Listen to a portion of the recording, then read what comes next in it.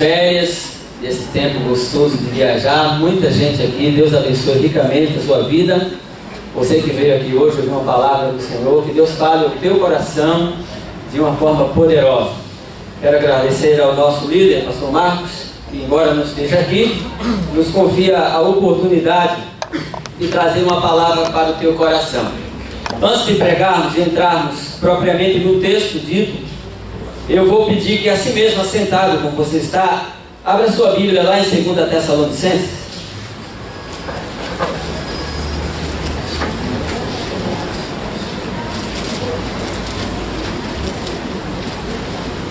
No capítulo de número 2.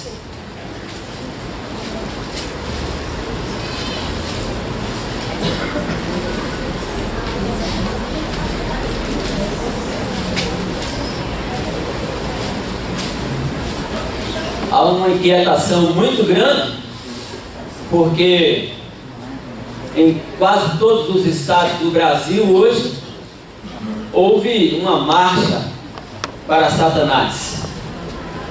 E essa inquietação toda no nosso coração, de certo modo, às vezes é porque nós não conhecemos aquilo que está escrito na palavra de Deus e que nos dá plena segurança para que nós não tenhamos medo naquilo que o diabo está fazendo na vida das pessoas.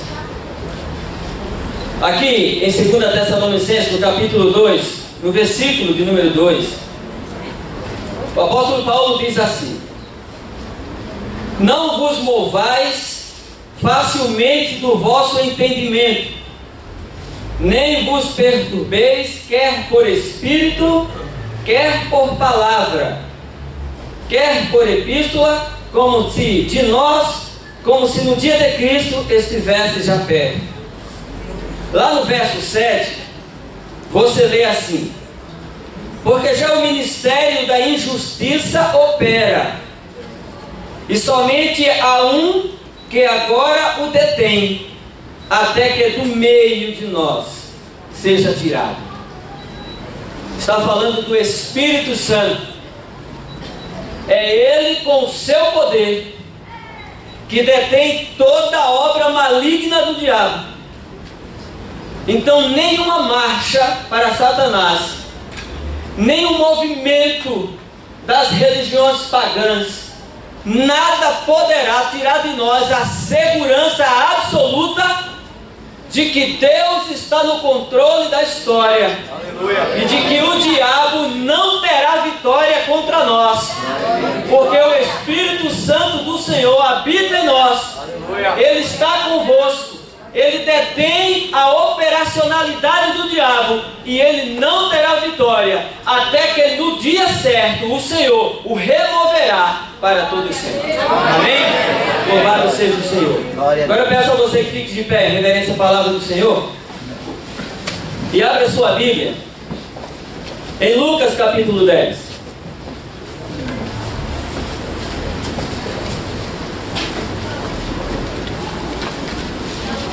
Lucas capítulo 10.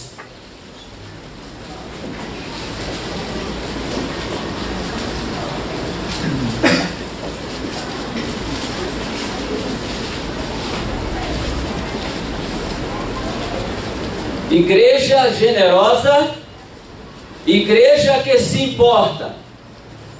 Lucas capítulo 10, versículo 25 a 28.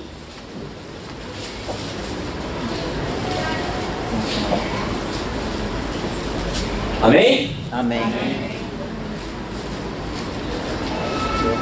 Eis que se levantou certo doutor da lei,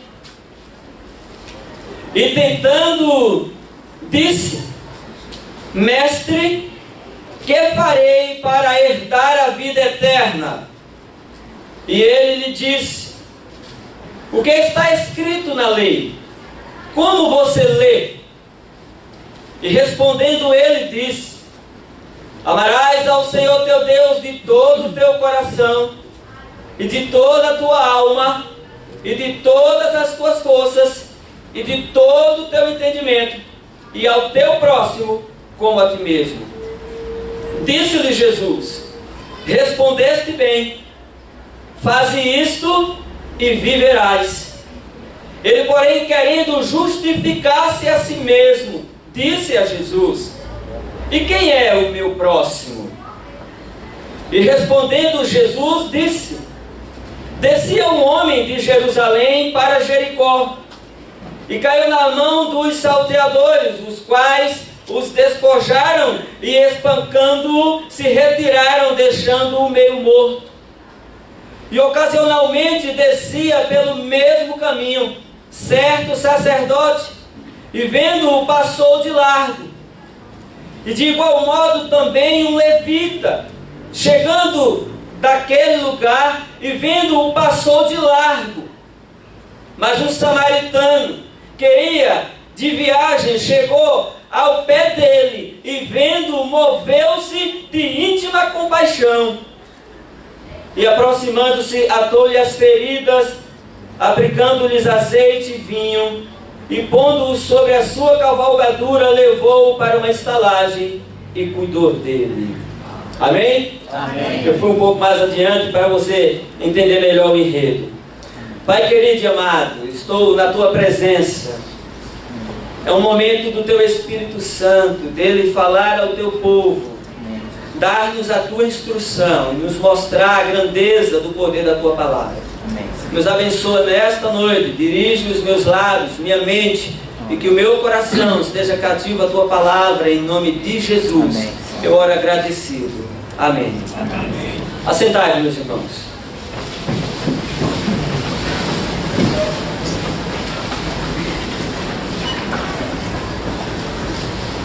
Jesus está em um diálogo com um doutor da lei, uma pessoa que tinha experiência no manuseio da lei, talvez um acadêmico, um estudioso profundo das escrituras antigo-testamentárias. E este homem, apesar de todo o seu conhecimento religioso, tem uma dúvida no seu coração. Parece-me que, independente de qual religião uma pessoa possa frequentar, sempre há uma necessidade de obter uma segurança quanto às coisas futuras com relação à eternidade. E a pergunta que este doutor da lei tem para Jesus é uma pergunta que talvez esteja no seu coração já há muito tempo. Talvez na sua caminhada religiosa, independente de qual seja a sua religião, você possa ter parado para pensar sobre a questão da vida eterna e como você poderia fazer para obter tamanha bênção do Senhor para a sua vida. É muito claro isso. Ele tinha conhecimento da lei, ele a manuseava bem, e como disse, possivelmente era um estudioso profundo. Observe no verso 25, que ele faz a pergunta que talvez você esteja fazendo agora: o que eu faço para herdar a vida eterna? Como posso ter segurança, já que a humanidade, aqui ou ali, especialmente quando eu dou um testemunho do meu relacionamento com Deus, daquilo que eu tenho vivido com Deus, alguém vai me dizer em um certo momento que eu não posso afirmar, que eu não posso dizer e nem provar que eu tenho vida eterna. Então é uma pergunta que não quer calar, que aqui ou ali ela vai surgir na mente de alguém nessa ou naquela religião, talvez servindo ao Senhor na Igreja Batista há muitos anos. Você tenha se pego na mesma pergunta: o que eu posso fazer para herdar a vida eterna? Outro detalhe importante que nós já começamos a ver aqui é que o personagem é chamado de doutor da lei. Ele não tem nome e nem tem designação geográfica. O texto bíblico não diz isso, mas nos mostra uma coisa muito impressionante, que quando nós fazemos a leitura da Bíblia de forma às vezes tão rápida, corrente, como eu a fiz aqui, a gente lê e passa despercebido que há uma incoerência terrível na pergunta que ele faz para Jesus: como posso fazer, ou o que devo fazer para herdar a vida eterna? O que você pode fazer para herdar a vida eterna?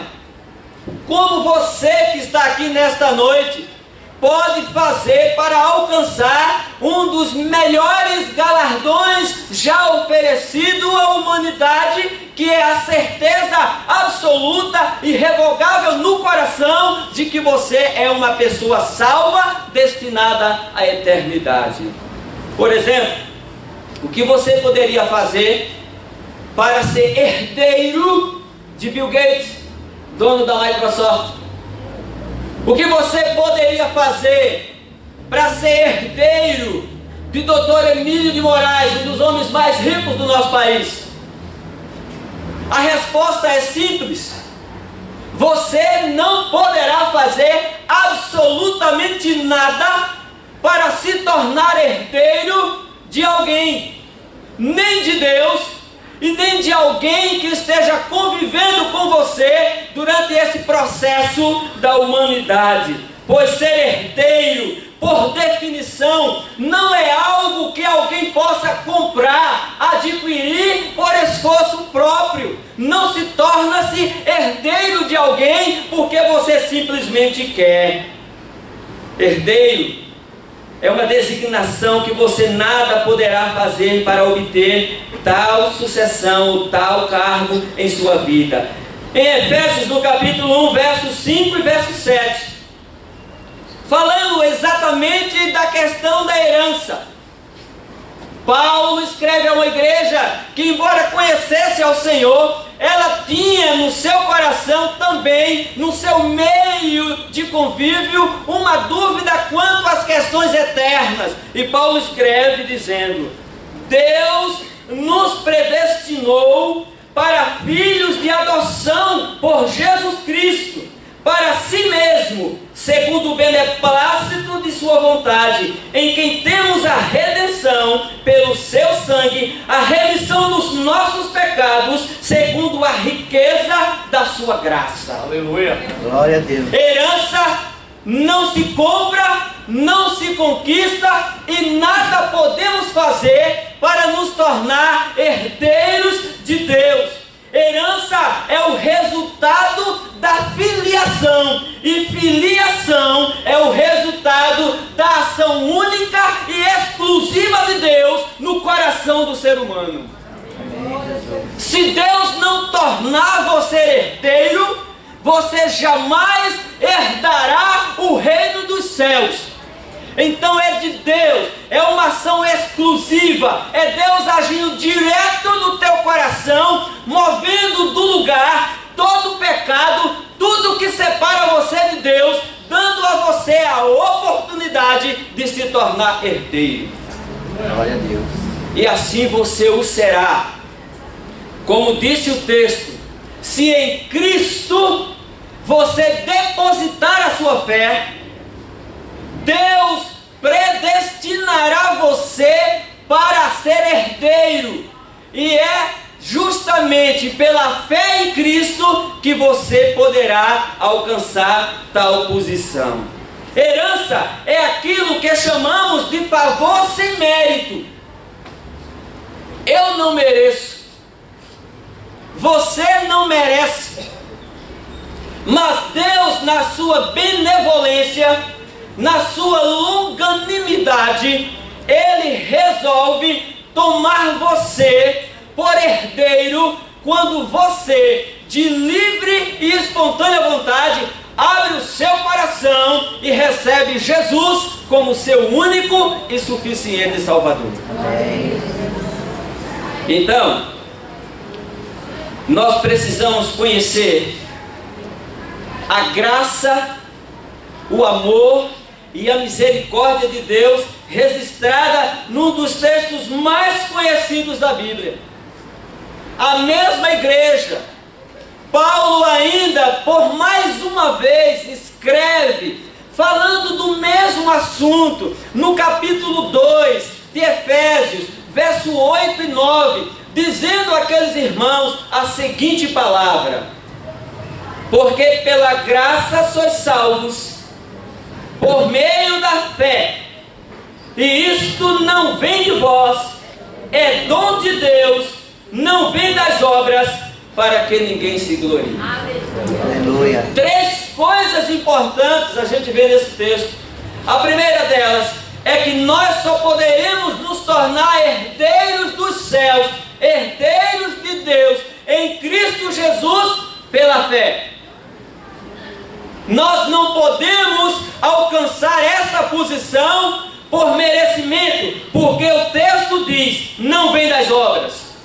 Nós não podemos alcançar pelo esforço próprio, por nada que venhamos querer fazer. E aquele doutor da lei, ele fez uma pergunta equivocada, porque o texto aqui diz: é dom de Deus, é um presente que Deus tem para dar a todas as pessoas que abrem o seu coração e deixa o Espírito Santo entrar nele, habitar no seu coração, limpando-o de toda impureza, de todo pecado e tornando-o santo o suficiente para ele se tornar herdeiro de Deus em Cristo Jesus nosso Senhor. Amém, Jesus.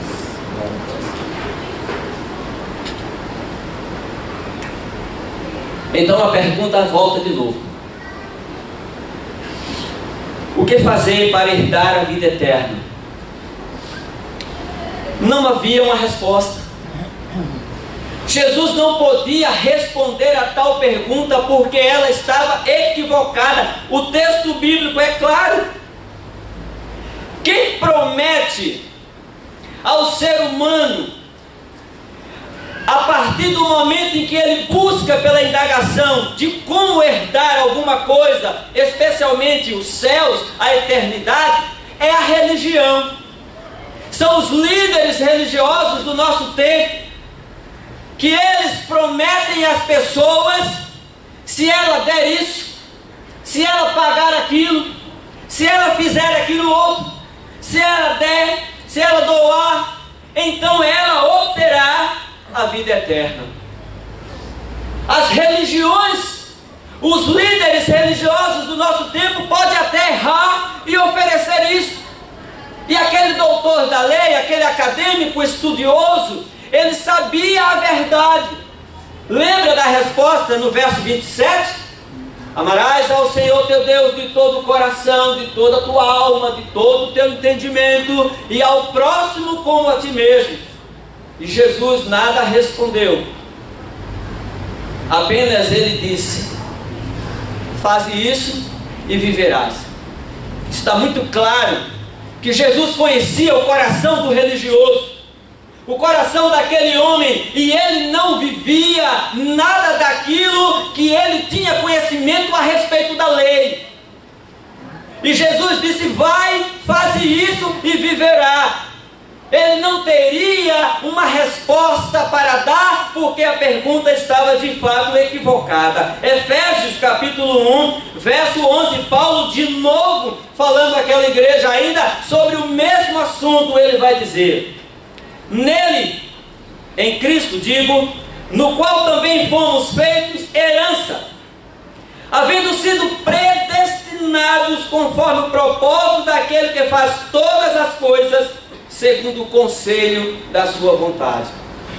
É vontade de Deus que você seja herdeiro.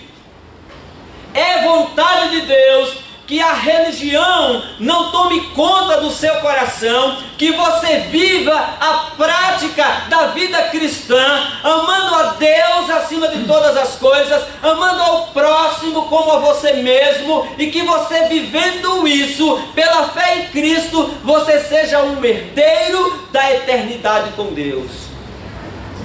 Então eu quero chamar a atenção para 3 coisas importantes que eu vejo nesse texto aqui.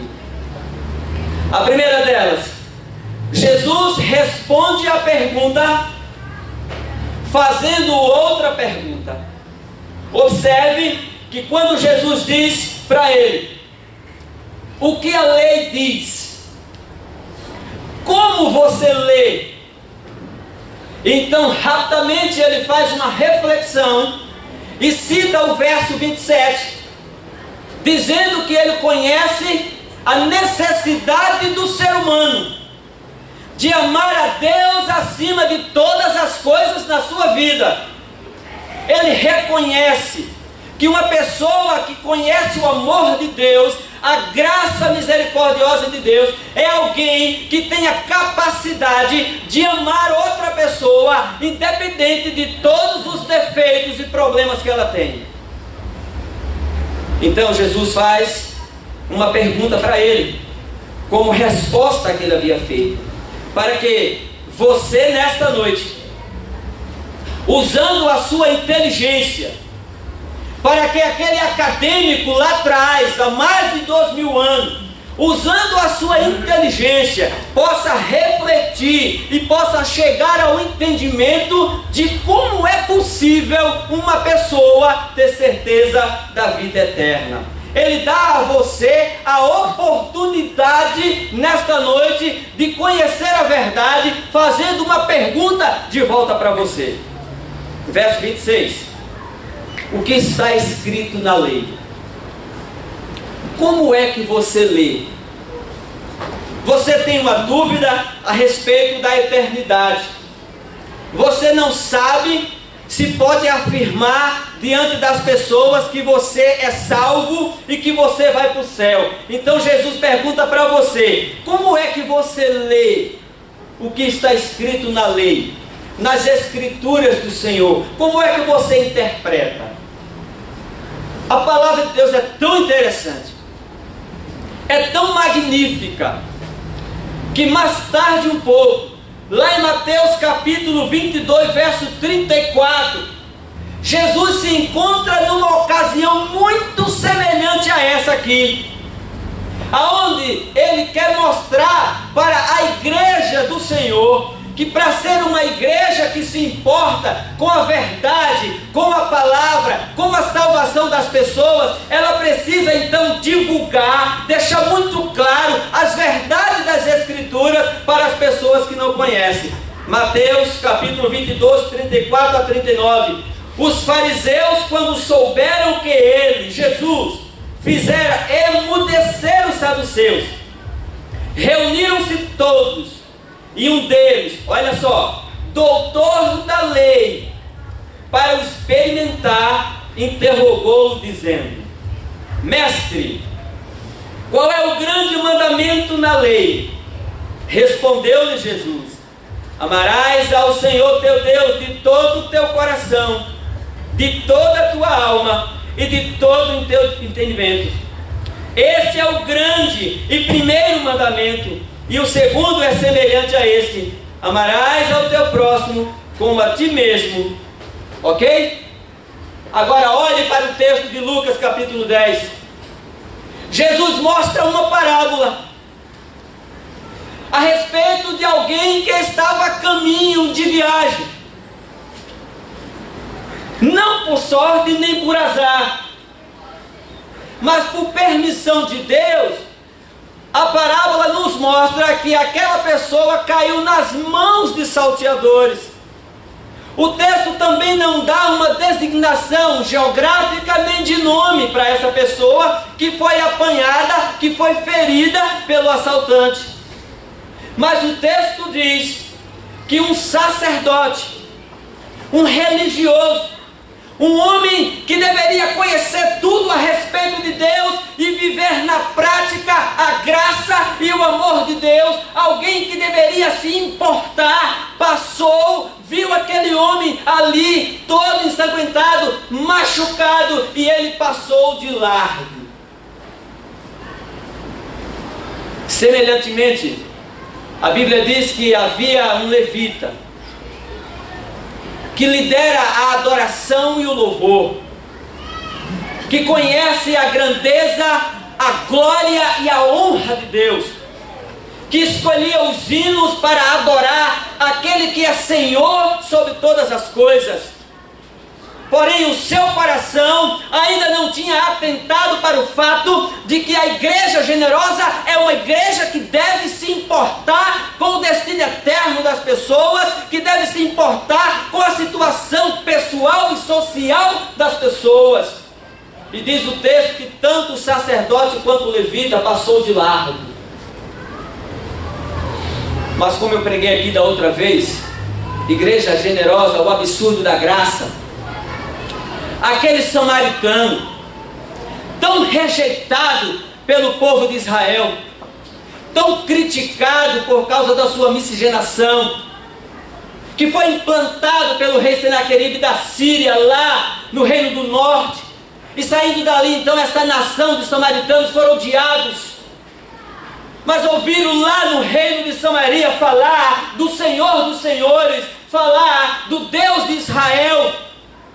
E aquele homem na sua humildade, não galgando para ele nenhum posto sacerdotal, ele passa a ver o homem machucado e se importa com o ferido, se importa com o que está indo para a eternidade sem Deus, se importa a ponto de parar, colocá-lo na sua cavalgadura, levá-lo para uma hospedagem e custear a sua estadia ali, a tal ponto de se preocupar quando voltar, passar ali para ver como está a pessoa a quem ele socorreu.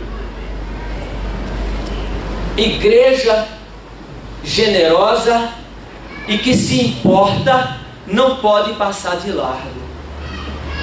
Ela tem que ajudar, ela tem que oferecer socorro espiritual, ela tem que alimentar, ela tem que cuidar, ela tem que amar e proteger, porque essa é a designação que o Senhor deu para a sua igreja, viver na prática o amor e a graça de Deus. E Jesus conhecia o coração daquele homem. Vai, faze isso e viverás. Ele não fazia.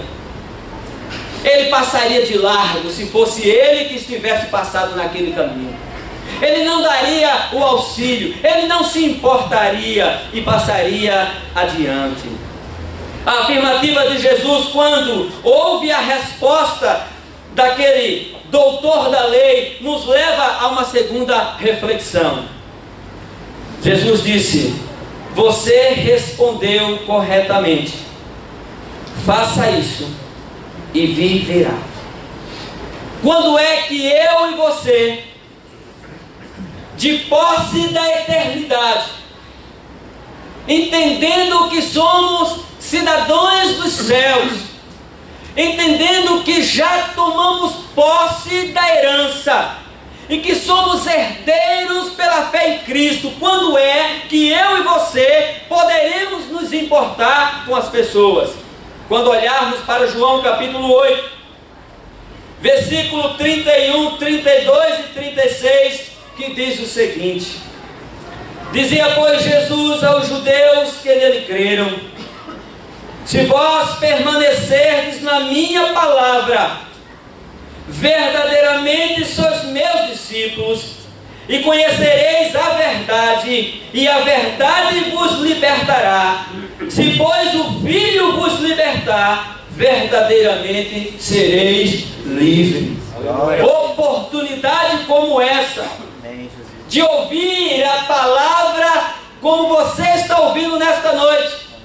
Cristo não deu uma resposta para o doutor da lei porque queria que ele entendesse, que ele usasse o seu raciocínio para ele compreender como é possível alguém herdar o reino dos céus.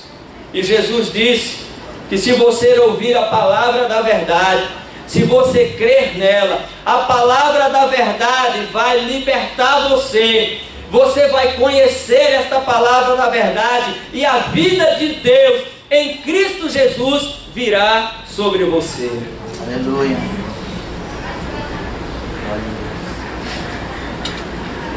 Uma segunda coisa muito importante nós vemos nesse texto. Qual é o ser humano que consegue amar a Deus? Qual de nós se aventura a levantar a mão e dizer: eu amo? Não na perspectiva de Jesus, não da forma como Jesus quer que nós o amemos. Será que é fácil amar a Deus de todo o coração? O texto bíblico, na resposta do doutor da lei, disse: de todo o coração, de toda a alma, de todo o entendimento, de todas as tuas forças, lá em Mateus capítulo 22. Será que é fácil amar a Deus? Eu diria nesta noite para você que é a coisa mais difícil do mundo uma pessoa ser crente. Uma pessoa que vive na sociedade conturbada, maldosa, cheia de pecado, cheia de males, de corrupção. A pessoa que então se levantar e erguer a mão e dizer: eu amarei ao Senhor de todo o meu coração, ela será vista como uma das pessoas que deve ser evitada nessa sociedade. Amar a Deus significa dar a Deus o absoluto lugar na nossa vida. Você está disposto a isso?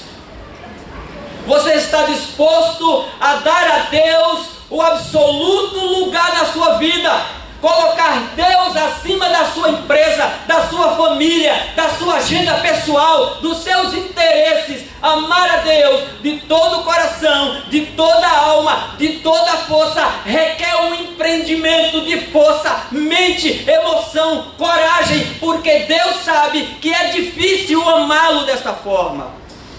É difícil demais.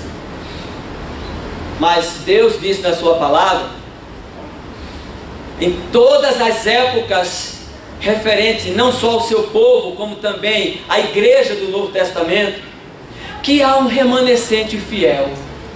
E eu quero que esse remanescente fiel, que está disposto a amar a Deus e entregar o absoluto lugar de Deus na sua vida, eu quero que essa pessoa seja você.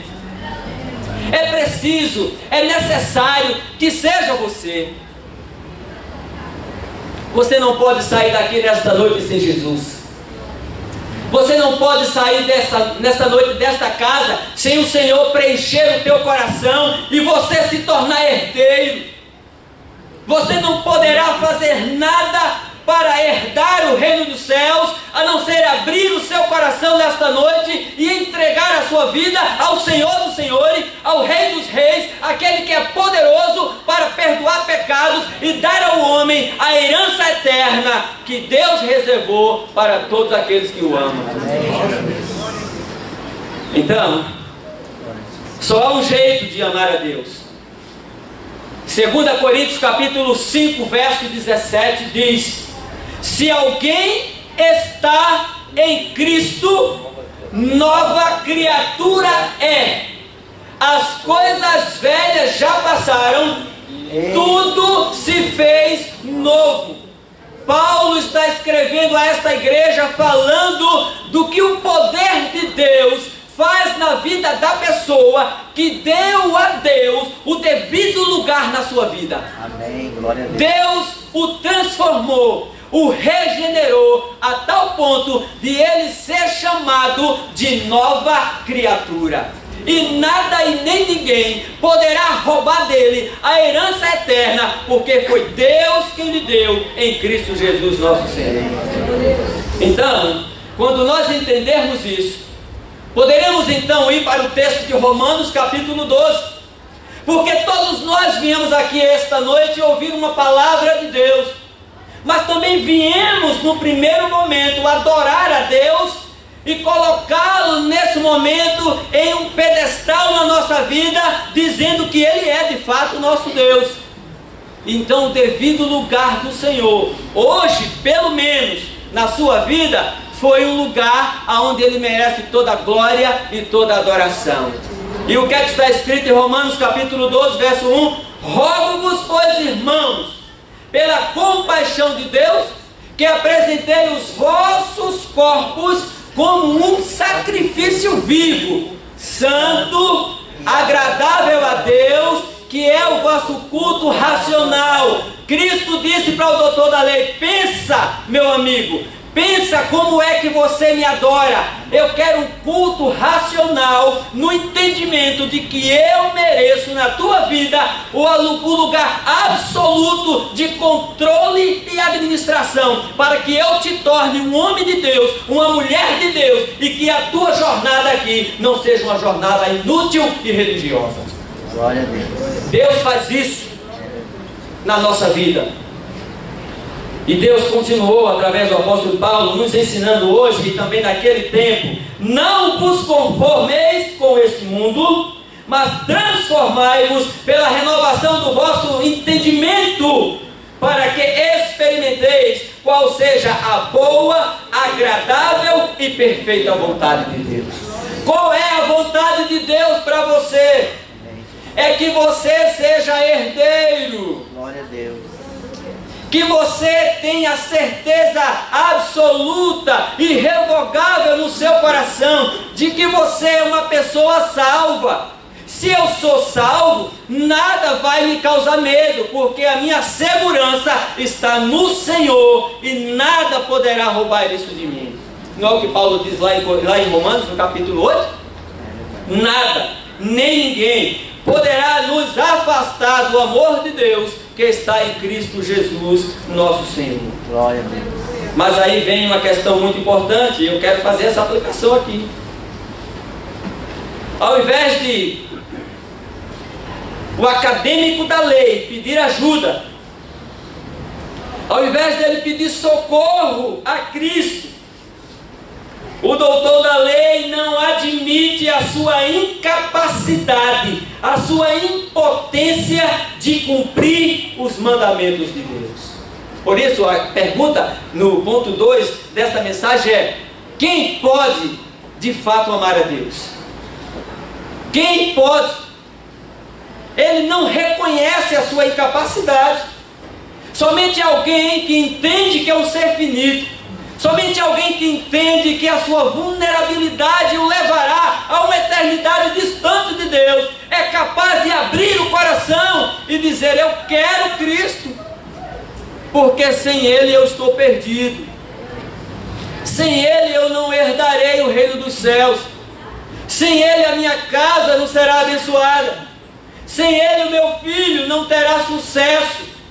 Sem Ele os meus negócios não prosperarão. Sem Cristo na minha vida, eu estou fadado ao fracasso. O doutor da lei se sustenta, se ampara no seu conhecimento religioso, não desce do pedestal e nem reconhece a grandeza de Deus. Diante dessa incapacidade humana de obtermos qualquer coisa, qualquer benefício de Deus, só nos resta apelar para a graça de Deus. A igreja que se importa também é uma igreja que entende que a graça de Deus vai trazer para ela toda a coragem, todo o benefício necessário para que ela leve uma palavra de salvação e de herança para os que estão perdidos sem Cristo Jesus. Lucas capítulo 10. Jesus está falando nesse texto, no verso 22. E Jesus está dizendo assim para a gente: todas as coisas me foram entregues por meu Pai. E ninguém conhece quem é o Filho senão o Pai. E ninguém conhece o Pai senão o Filho. Agora, olha o que eu vou dizer aqui agora. E aquele a quem o Filho o quiser revelar. Jesus está revelando nesta noite para você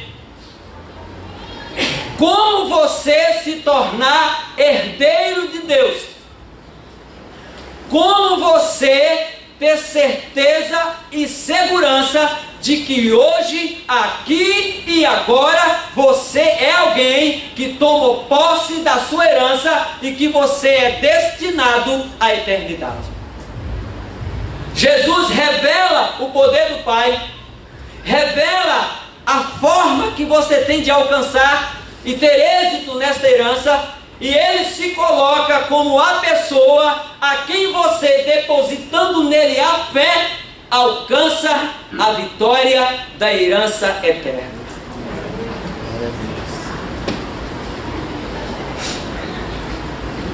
Deus está revelando isso a você. Se pois o Filho vos libertar, verdadeiramente sereis livres.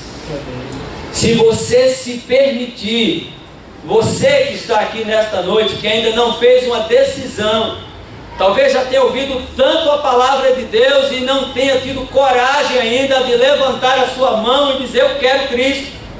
Se você abrir o seu coração, Cristo libertará você.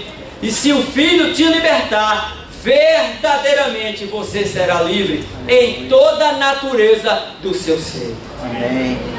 O terceiro e último objetivo desta mensagem é que Deus tem um padrão para o ser humano.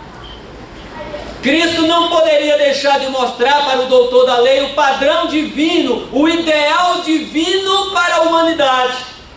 Isso mesmo, Jesus tem um padrão para você, um ideal de Deus para todos os seres humanos, um ideal de santidade, um ideal de relacionamento baseado pela fé em Cristo, um relacionamento íntimo que vai levar o ser humano à eternidade.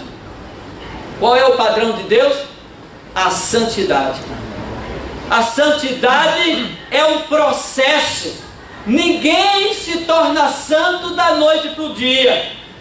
Mas a palavra de Deus em Romanos, no capítulo 5, ela diz que Deus, quando olha para nós, apesar de toda a nossa fraqueza, de todo o nosso pecado, Ele não vê mais os pecados que nós tínhamos do passado.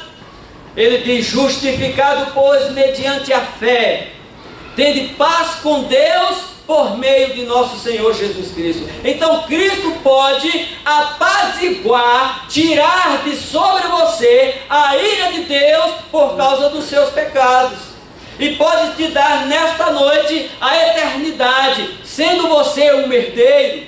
Só precisa, portanto, você abrir o coração e tomar a decisão de recebê-lo como seu Salvador pessoal. João capítulo 5, verso 24, o apóstolo João escreve as palavras de Jesus, dizendo o seguinte: em verdade vos digo, que quem ouve a minha palavra e crê naquele que me enviou, tem a vida eterna, e não entrará em juízo, mas já passou da morte para a vida. Ô bênção! Glória a Deus. Todos que já receberam Jesus Cristo aqui como Salvador pessoal, já saiu da situação de condenação eterna, de morte, para a vida, vida de Deus em Cristo Jesus nosso Senhor. E isso é um milagre de Deus, é dom de Deus, é um presente dele. Não pode ser por obras, porque senão você diria assim: eu mereci, eu não era tão ruim assim a ponto de Deus ter me dado a eternidade. Não se engane. A Bíblia diz que o nosso coração é mau, é corrupto. É a graça de Deus que nos sustenta na presença dele.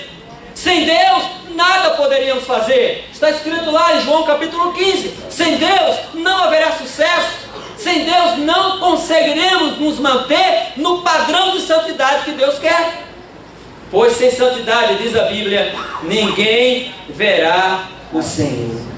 E eu quero entrar em outra questão e fazer uma aplicação de novo aqui.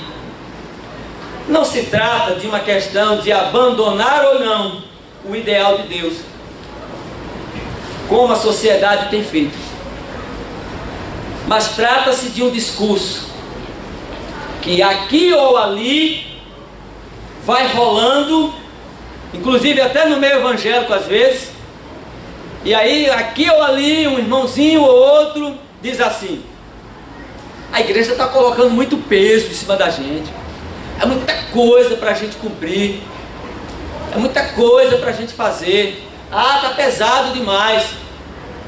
E quando pensamos que não, aqui ou ali, um dos nossos irmãos está saindo da presença de Deus, está abandonando o ideal de Deus, o padrão de referência de Deus, está cometendo esse ou aquele erro, porque esqueceu-se de que nós devemos dar a Deus o lugar absoluto dele na nossa vida. Então não está pesado. Quando a igreja prega contra o pecado, e ela exerce a função profética de advertir as pessoas contra o mal da sociedade que está aí matando as pessoas e afastando de Deus, não está sendo pesado para nós. Deus está falando conosco, está dizendo: eu tenho um padrão de vida para você, meu amigo. E para entrar no reino dos céus que eu te dei, pela fé em Cristo, você precisa de santificação. Sem santificação, você não poderá ver o Senhor, e eu sou o teu Senhor. Glória a Deus. Quando nós erramos e saímos do padrão de Deus, achamos que a infidelidade no casamento não é nada demais. Casar virgem, isso é caretice, está todo mundo aí. Para a gente ser descolado, a gente tem que perder a virgindade antes, logo cedo, e depois a gente se vira em casa. Ninguém liga mais para isso não. Isso aí é caretice. Não viva longe do padrão de Deus. Jovem, o padrão de Deus é a santidade. Diga não ao pecado, diga sim para Deus, abrace a fidelidade ao Senhor. Não seja um religioso, use a mente. Cristo disse: rapaz, pensa, usa a tua cabeça. Você disse amar a Deus acima de todas as coisas e ao próximo como a ti mesmo. Mas você vai e faz isso, por favor. E ele não fazia, essa é a verdade. João capítulo 15, versos 5 e 6. Jesus diz para você, meu amado: eu sou a videira, você é o ramo. Quem permanece em mim e eu nele, esse dá muito fruto, porque sem mim nada podeis fazer. Quem não permanece em mim é lançado fora como a vara e seca. Tais varas são recolhidas, lançadas no fogo e se queimam.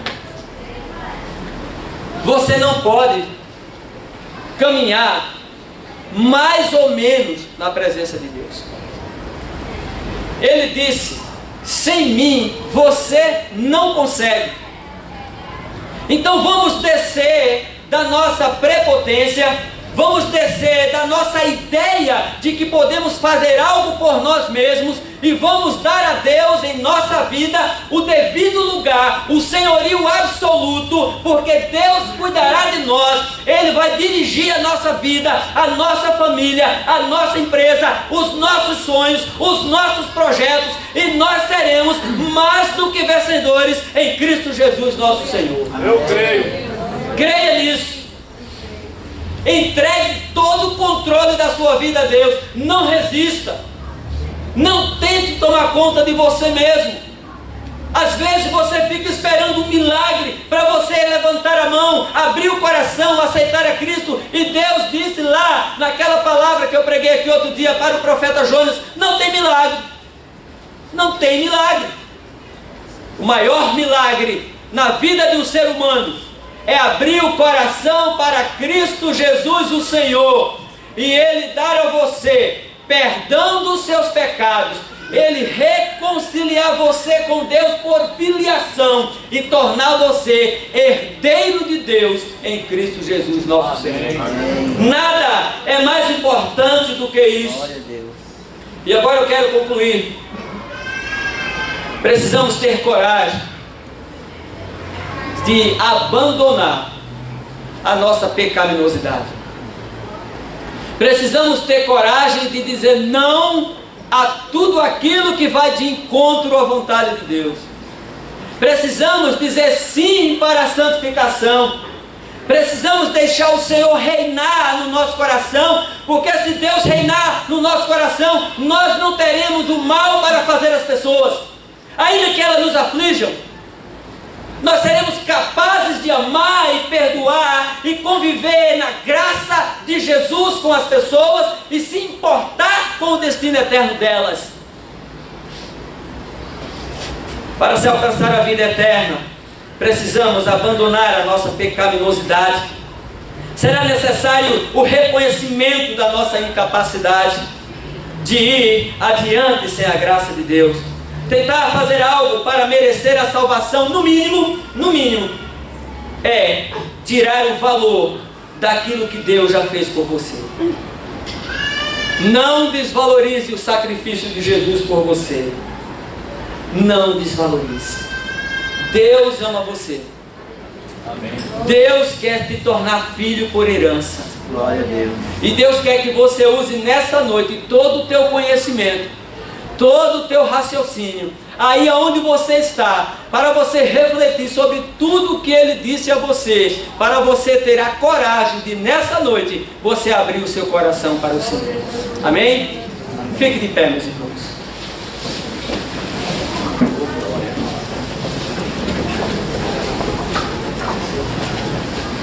Pedi para a Laís aí tocando uma música aqui, enquanto a gente pensa nas coisas do Senhor.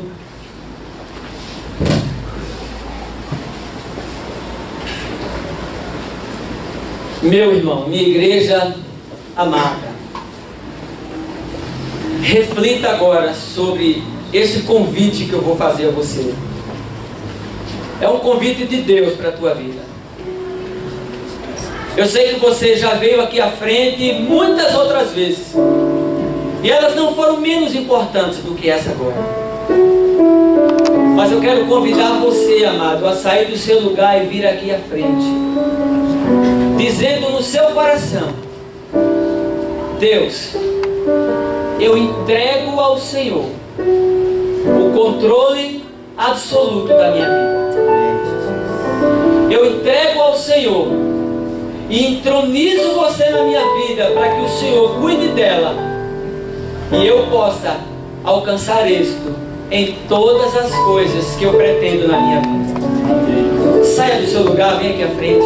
Entregue o controle da sua vida. Deixe Deus tomar conta. Não tente você fazer isso. Deus, administra a minha vida, administra a minha casa, minha empresa, meus bens. Administra a minha vida, para que eu possa ter sabedoria para cuidar do meu filho, da minha filha.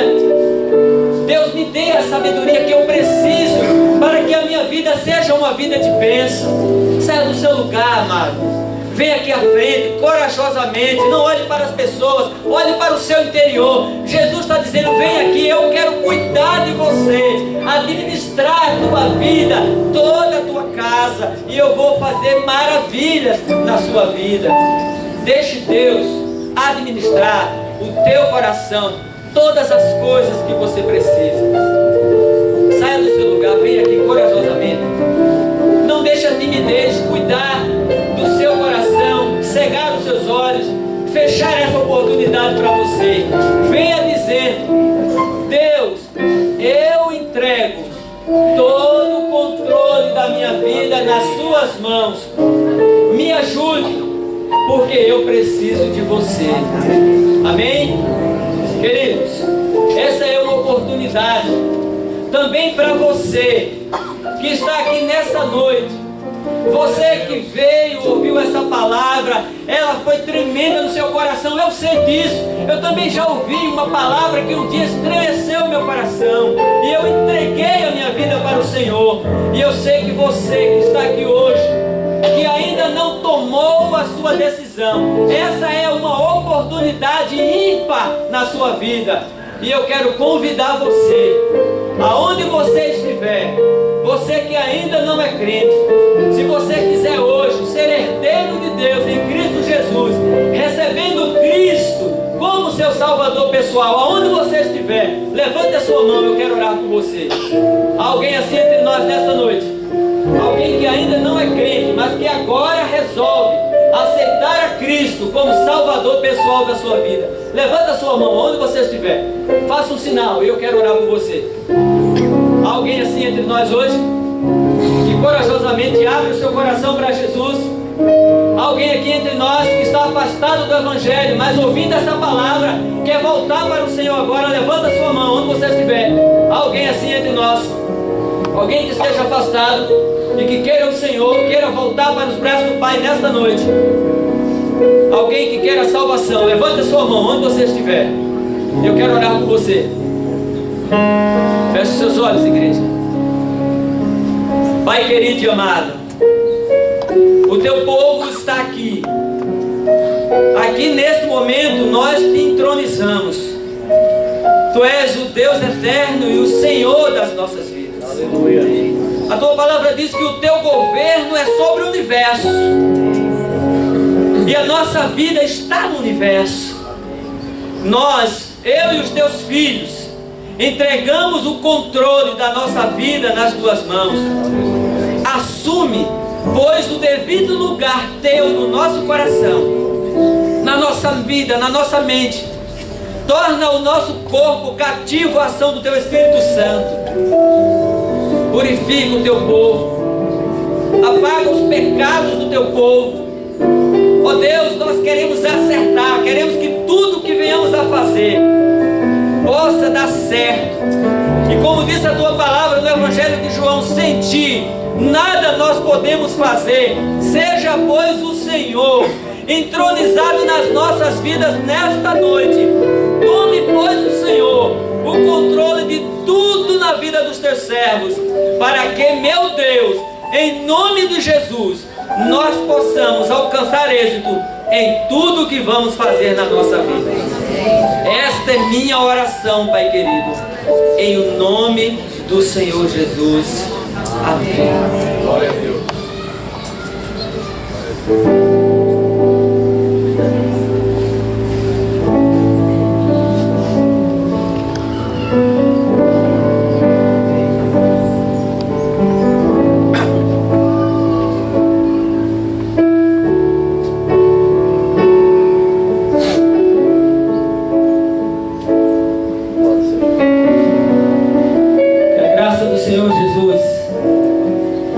Deus nosso Pai, as ricas consolações do Espírito Santo de Deus, seja sobre todo o povo de Deus e com esta igreja.